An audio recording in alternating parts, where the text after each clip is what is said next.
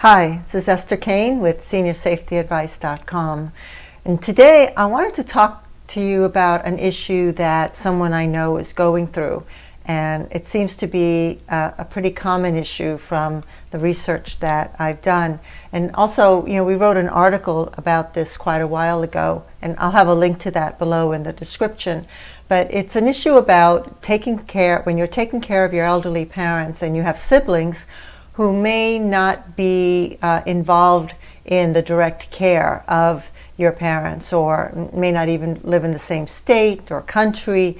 How do you talk to them about it? How can you bring them on board for some help?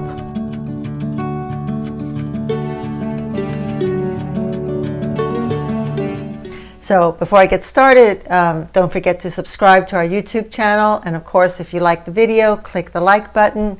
And if you click the bell, then you'll get notified every time we put out a video, which is every single Friday. All right, so let's get to the topic on how to talk to siblings about your aging parents. For this conversation, we're going to go over a few topics. One is when to bring up the topic, when to talk about it to your siblings, and how to bring it up. And then two, sharing with them on a regular basis what you're going through, what you're seeing, what your parents are going through, so that they're as knowledgeable as you are. Three, asking for and listening to your siblings, what their thoughts are, what their ideas are, what their values are, because that does influence the decisions. And then four, using any outside help if needed, like a mediator or a counselor, to help the family unit as a group to get together to do what's best for your aging parents. All right, so when and how do you bring up the topic? The person that I know that is dealing with her siblings had a very hard time initially broaching the topic. She just wanted to assume, I think, and a lot of people do that her siblings would understand what she's going through. But they can't, they won't, they don't.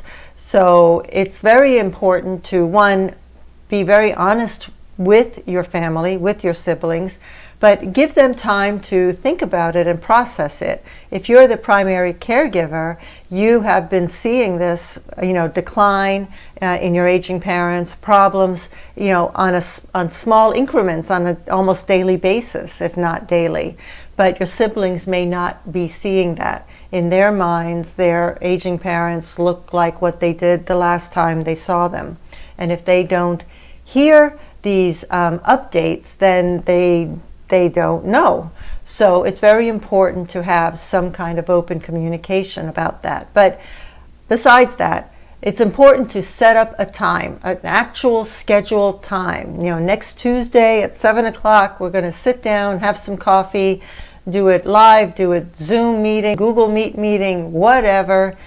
Take the time to talk about it as a family and to discuss what can be done, what needs to be done, what are you seeing, what are their thoughts, where are they coming from, where are you coming from, and where your parents are at the moment, because really it's all about them, how to best care for them, and how to do it as a caregiver without burning out, because you are no good to your aging parent if you, the caregiver, can't cope, can't take on that major responsibility. And it is, without a doubt, a major responsibility. It should never, ever fall on any one person if you have multiple siblings. It's just not fair. I know when my mother got ill, I moved down to Orlando for a while, stayed with my mother for the purpose really of helping my sister, because at the end of the day, after my mother had passed away, I would still have a relationship with my sister. So what kind of a relationship would I have if I wasn't there to help? That just isn't, it was just the right thing to do. So I'm fortunate, I work at home, I could do that.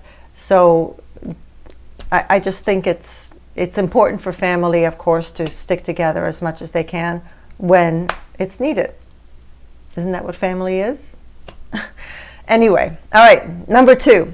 Have evidence in hand on what you're seeing and what you know.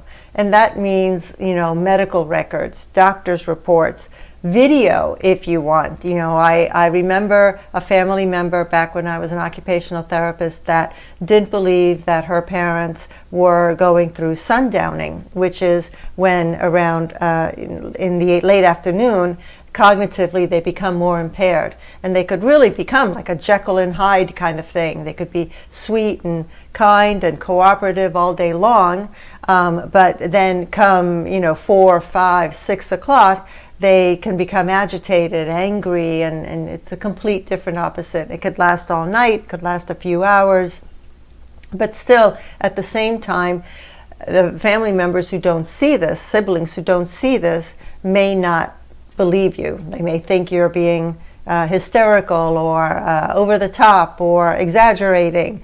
So video evidence is always a good thing. I know when I was taking care of my mother, I did some video evidence because it was hard to imagine that my mother was doing some of the things that she was doing.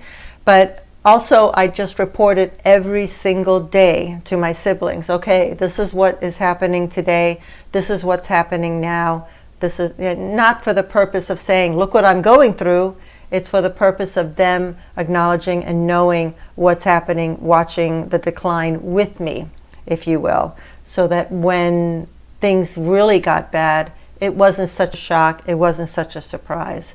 And also they were there to help me and my older sister to make the decisions that we needed to make. So have the evidence in hand if you can. That's always a very good thing. And if you can schedule a daily report, that would be awesome as well. It's sort of like when your children go to school. It's nice to get that daily report from the teacher. Do they do that? I don't know. Anyway, okay. Number 3.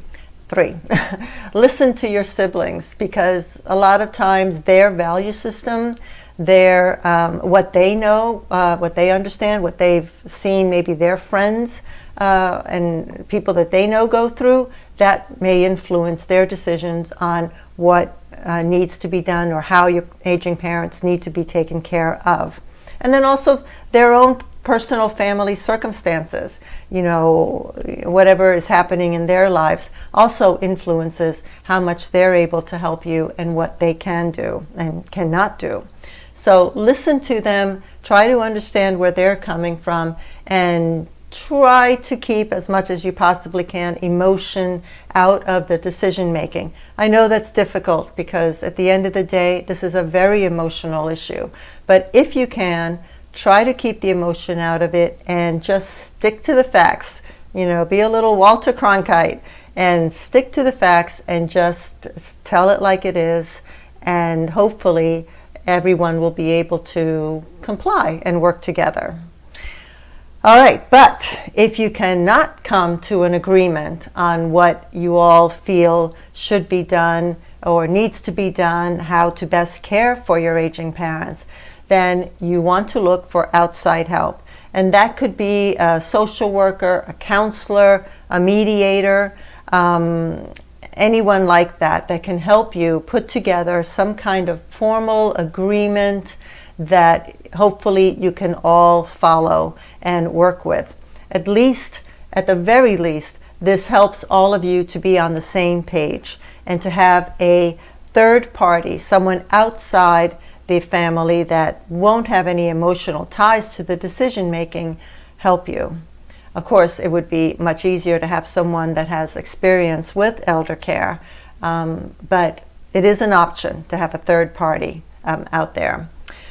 What do you do if after all of that, your siblings just aren't compliant? They're not listening to you, they're not paying attention to you, they're ignoring what is going on, or they're being absolute, the opposite of what you need them to be at that moment. Some states actually have familial responsibility laws, which basically mandates that the adult children of the parents are obligated to pay for their elderly parents' care. if you live in one of those states, and I'll put a list of those underneath in the description, underneath this video. If you live in one of those states, you can use that. I know it probably means getting an attorney, but I would speak to an elder law attorney about that. But there are some states that have that, and if you have to enforce that, then that may be what you have to do. And you can also hire an elder care mediator. This person can work with you and your siblings to basically come up with a resolution, as I was saying before. And just know and be aware that this resolution that they come up with may not be exactly what you, the primary caregiver, may want. Remember, it's a compromise. So be open to that. Don't expect it to just be exactly what you want it to be. Remember, it's a compromise amongst all of you. And the last resort, of course, is to go with legal action. Hire an elder law attorney in case the resolution isn't being followed.